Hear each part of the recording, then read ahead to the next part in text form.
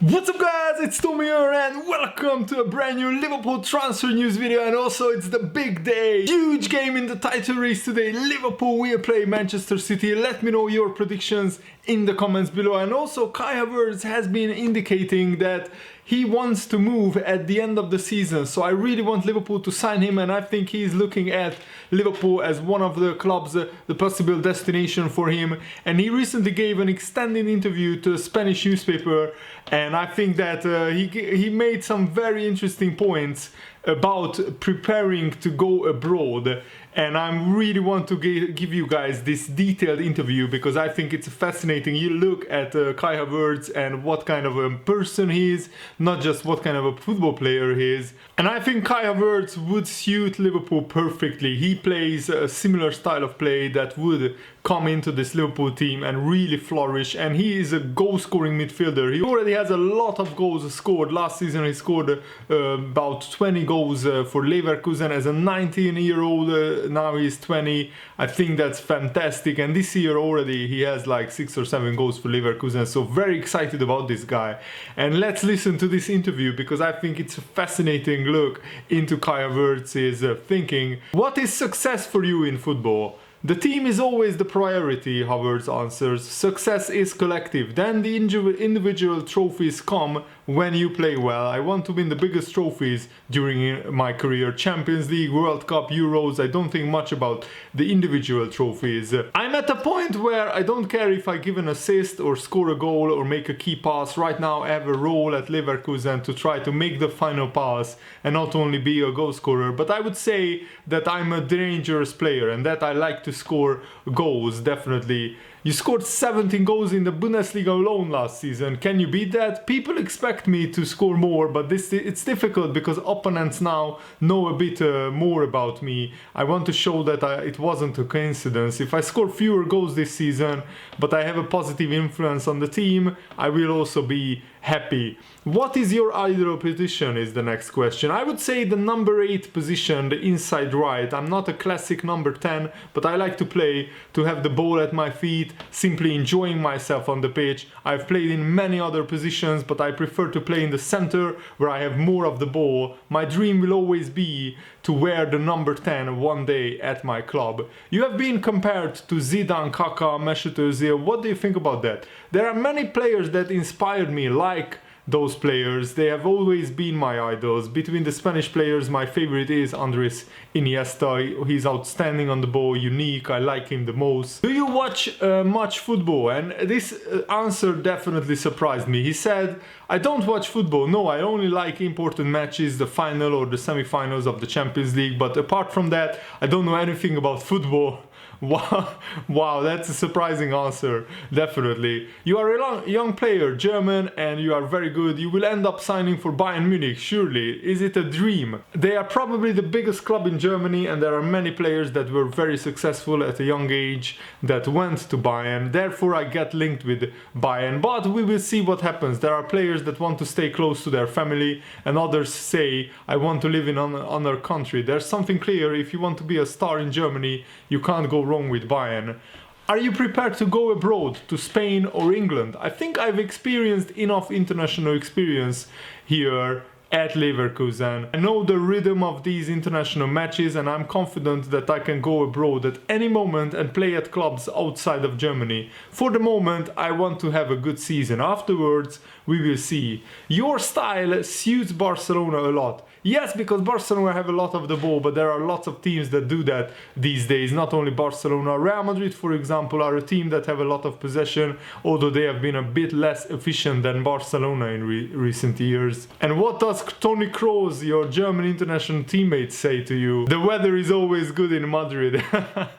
So that's the final sentence of the interview. So here Kai Havertz is basically outlining that he is looking at going to Spain or England. He said he picked up enough international experience at Leverkusen, and I'm confident that I can go abroad at any moment and play at clubs outside of Germany. And he didn't specify whether he is a player who wants to stay close to their family or player who wants to live in another country, but the fact that he specifically mentioned that he can go abroad at any moment, I think outlines that he's looking at maybe signing for a big club in either Spain or England. And Kai Havertz, of course, has a dream of winning the big trophies, the Champions League, the La Liga or the Premier League title. And I think Liverpool would suit him perfectly. The big question is, which player are we really looking forward to signing? Because I think next summer Liverpool will make at least one really big signing who costs 50, 60, 70 million pounds.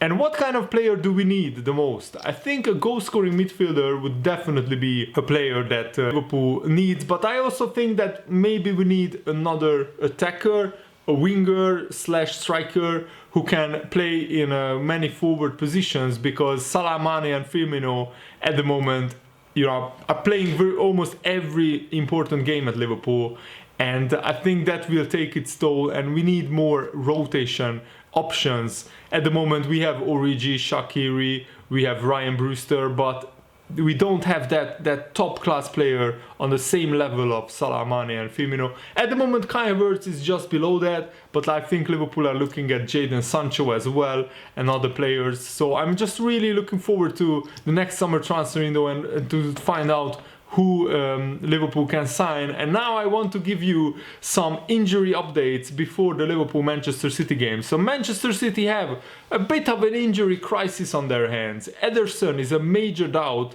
I think he was ruled out by Guardiola himself. Guardiola said that Claudio Bravo is the top keeper, he will play and he has no worries about that. But I think that's a huge advantage for Liverpool, because Ederson is so important to how Manchester City play out from the back. Claudio Bravo is not as good with his feet, and I think if Liverpool can test him today, hopefully he will concede a few goals. David Silva was also ruled out of this fixture. Leroy Sané, Laporte and Zinchenko are long-term absentees, and Rodri is also a big doubt, and some articles are even saying that he's ruled out. So the big question is, will Manchester City go without a true defensive midfielder in midfield and start with Fernandinho and John Stones at the back, or will Guardiola put Fernandinho in the defensive midfield role and play with Otamendi and John Stones at the back? Otamendi, I think, is a weakness at Manchester City's heart of the defense. I think he's not as good a defender as John Stones or Laporte or other players, but if they go with Fernandinho and John Stones, then who will play defensive midfield? I don't think they have another really good defensive midfielder in the club. So it's a big selection dilemma, but I think Aguero, Raheem Sterling and either Mahrez or Bernardo Silva will play up front. I expect Aguero to start. And I think this is going to be very interesting. Liverpool are undefeated in their last 43 for home matches, but Manchester City have also won 22 of their last 25 matches, which is an absolutely incredible run of form. But also Liverpool, I think, won like 20 out of the last 21 games or 19 out of the last 20 games, something like that. We are also on a crazy good run of form. There have been over 2.5 goals scored in 10 of 12 Man City matches, and over 2.5 goals scored in 9 out of 11 matches for Liverpool. But the big fact is that Manchester City haven't won at Anfield in close to 20 years. It's an absolutely brilliant run. I'm a little bit nervous, of course, about this game, because Man City can go to any ground and win there, but I really hope that with the injuries that Manchester City have, and also the Liverpool fans, will make it an absolute fortress against Manchester City. And also Liverpool are in top form. We really need to at least draw this game, but I'm actually pretty confident that Liverpool can win this one if we play our best attacking football and not respect Manchester City too much. If we attack them from the first minute and give them absolute hell and try to pressure their defense, because every time Manchester City's defense is put under pressure, they look vulnerable. They don't look a really accomplished team like last season or 2 seasons ago. Last season, Man City were very solid at Anfield and they could have actually won the game, but Mahrez missed a penalty. I think this year, I think that Liverpool will attack Manchester City a lot more, because we know that the draw is alright, but we can win this, and we need to win every game. That's the mentality that Liverpool have this season. After saying last season a few draws here and there is okay, Man City will drop points, and then they didn't drop points. That was a huge lesson for Liverpool, a huge learning curve. Now we are going into every single game that we have to win. This is the mentality now for Liverpool, and I'm really looking forward to this one. And Kevin De Bruyne actually said that he likes Anfield and likes playing at Anfield a lot. This is what he said: if you are somebody who wants to compete for titles and win, these are the games you want to play. I like Anfield, I like it a lot. I love people being on you, being noisy. That is what it's all about. I love the passion of football. Lately, a lot of new things have been introduced in football, but I still love things how they were in the old days. People shout and get their team forward. That is something that I learned in Germany, because fans are so behind their team. The home players probably get a little bit more from the Anfield atmosphere, but even if it's against you, you are at the top of the world playing the best level, best football. That is what you want. You fight your whole lifetime to be here. That's the appreciation that you get for working from being a young child and getting here. You know, if you play away from home, people are going to be against you, but when you play at home, people are for you. So that's just the way football is, football works. And De Bruyne was asked, how will Man City cope with the pressure? How will they cope on and off the pitch? And this is what he answered: when Liverpool get that atmosphere, it gives them a nudge, and for the other team it gives a feeling of nervousness. As a team, you need to stay calm. That's probably the most difficult and the most important thing. If you get nervous and anxious, they smell it. It's kill or be killed at that game. If you are calm, collected and play maturely, sometimes you overcome it. De Bruyne thinks that nothing will be decided. Even if Manchester City lose, the title race will be still open. This is what he said: you can only talk about the importance of the game after the season is over. This game is too early. If it was in April, that would give another incentive to it, but even if we win, draw or lose, I would still feel confident, because there is just still so many games left. If you lose, you know there is going to be a big gap. But we have to take it as it is, compete and see what happens. We could take any reaction after the game, like saying our season is over if we lose, but there are many circumstances that could go on. Maybe Liverpool will drop points and we win lots of games and we end up being on top in March or April. Then people will say this game didn't even matter. And if nothing changes and we are 9 points behind, people will say this was the decider, but we could say the same about the game against Wolves, Norwich and Tottenham. It's the same amount of points that we lose. But obviously, because it's a big game against a title rival, people are probably going to make more out of whatever the result is. That's why, as a player, you have to just try and do your thing and stay calm. That's actually a very good attitude to have as a footballer from Kevin De Bruyne, but I still feel that this is significant because of the psychology of the result. It makes such a big impact on both teams. If Man City win, that will give them such a boost.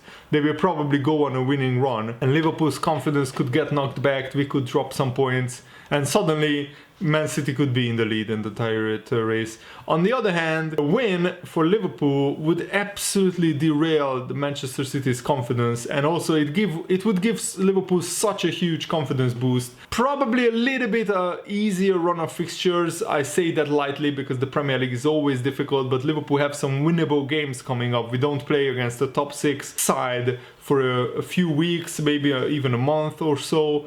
And Man City also have some tough fixtures ahead. That would give Liverpool such a boost. And can you imagine if Liverpool win the next 5 games and Man City maybe draw against Chelsea or draw against Leicester? That would give Liverpool a 10 or maybe even a 12-point gap. That would be absolutely massive around the Christmas time if Liverpool could.